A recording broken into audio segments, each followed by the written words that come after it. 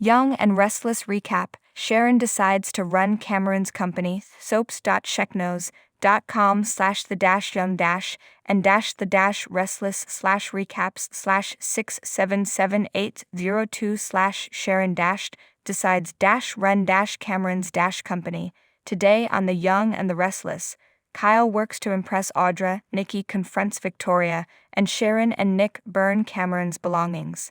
At Crimson Lights, Audra is surprised to see Kyle drinks soy lattes. He likes to mix it up. She knows. They talk about her taking over Nate's position at Newman Media, and Nate filling in for Nick. She admires how thoughtful Victoria was in giving her brother leave, but he doesn't think her choice had much to do with love. It sounds to her like he's gone a few rounds with the Newmans. He says collateral damage is just part of the game with them. She admits she's been singed a few times in the past. Working with Tucker taught her to be focused and fight for what she wants. That doesn't mean playing nice. Kyle and Audra walk to Chancellor Park and she babbles about business. He's excited for her. She's excited too and determined to light Newman Media up every moment she's there. All her talk about coloring outside the lines is inspiring him, and he suggests it would be a good time to live in the now. She doesn't have time for that. She's got a big meeting but lets him put his number in her phone in case she has time later. He's sure she will call. Nikki chases Adam down in the park and tells him she's sorry for his loss. He thanks her for her condolences, but they seem a bit disingenuous. She's sure the emptiness he feels is overwhelming. Adam points out that Sally hates him and blames him. Nikki thinks he was faced with an impossible choice and saved Sally's life. As he lashes out about Nick being a hero and the injustice of the situation, Nikki urges him not to let his anger consume him. She reminds Adam of his son and hopes he hangs on to the fact that there are people who need him. Nikki arrives at Newman Enterprises and gets a baffling text. In the office at Newman, Victoria and Nate talk about their less than restful night before going over work. She's looking forward to some big bold business moves and loves how he thinks. It's like talking to herself but more fun. Victoria suggests Nate take the Babcock meeting this afternoon and the marketing team conference. He notes those are high-profile meetings and she reminds him he's the interim COO. Victoria is impressed as Nate tells her that he's already done research on Babcock to stay on top of things. To have the power to change things at the company is intoxicating, almost as intoxicating as the way she looks at him. They kiss. Victoria says now that her kids are going away to boarding school, they can take business trips. She assures him it won't be all about work. They will need to absorb local cultures. A look back when Kyle Abbott and Summer Newman tied the knot. Nikki walks into the office and asks to speak to her daughter alone.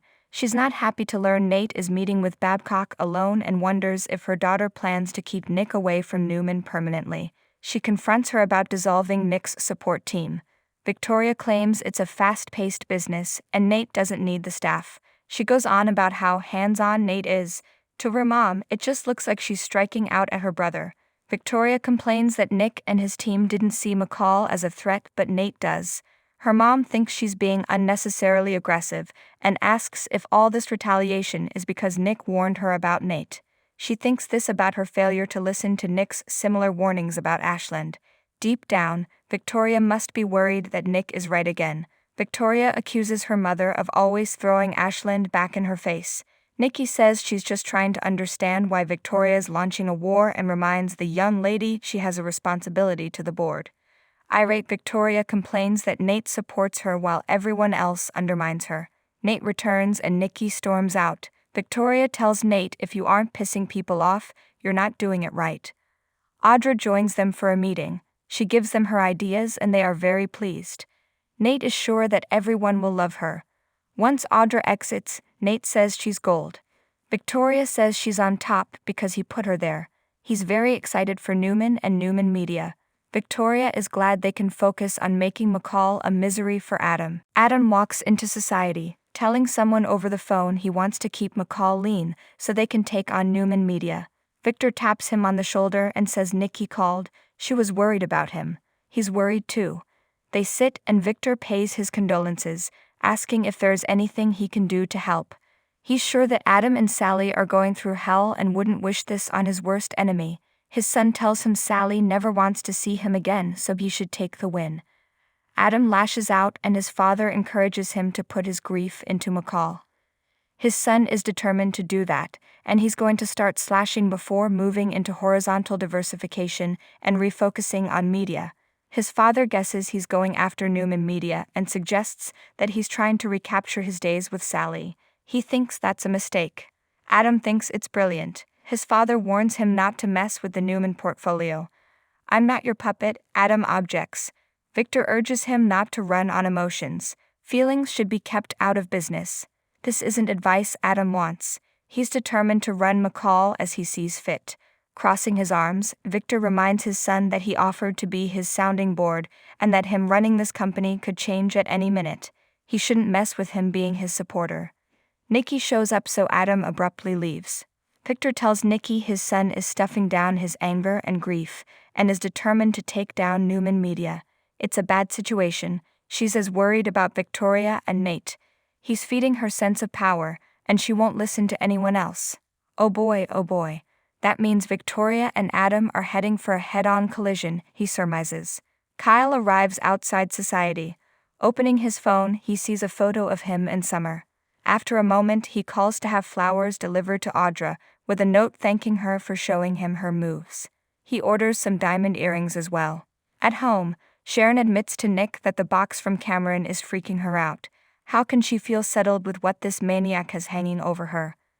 What if the boxes keep coming? Nick suggests this could be his last gasp. She finds that hard to believe. His leaving her his company was like he knew he was going to die and found a way to stay in her life. Sharon hopes he's burning in hell. Every noise makes her flinch, and she can hardly stop herself from calling Faith every hour. Killing a man and watching him die haunts her. Nick tells her she did what she had to do. She knows, but it still pushes her to places she doesn't want to go, and she's angry that Cameron still has so much control over her life.